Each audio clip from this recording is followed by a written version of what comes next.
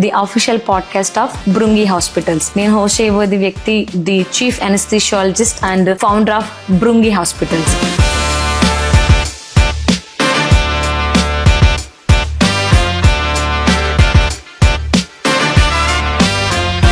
Love అనేది ఎప్పుడు పుట్టింది? ఇప్పుడు ఆ టాపిక్ ఓకే. అమ్మతో బాగా చెవులు పిండేది చిన్నప్పుడు అమ్మ.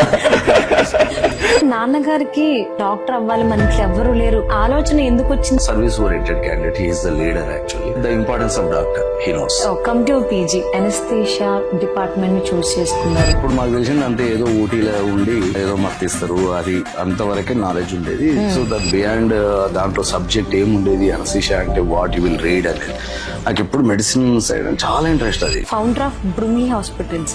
సో ఈ బృంగి హాస్పిటల్స్ జర్నీ అనేది ఎప్పుడు, ఎక్కడ, ఎలా స్టార్ట్ అయింది? ఒక ఆపరేషన్ థియేటర్ ఎలా ఉండాలి, ఒక అనస్థీషియా మిషన్ ఏముండాలి, మెయిన్ బేసిక్ ఫెసిలిటీస్ ఏముండాలి, రియల్లీ చెప్పాలంటే ఒక అడ్మినిస్ట్రేషన్ తోటి ఆర్గ్యుమెంట్ అయింది. ఆ ఆర్గ్యుమెంట్ లోనే ఇప్పుడు నేను చెప్పాను, నేను హాస్పిటల్ పెట్టి చూపిస్తాను.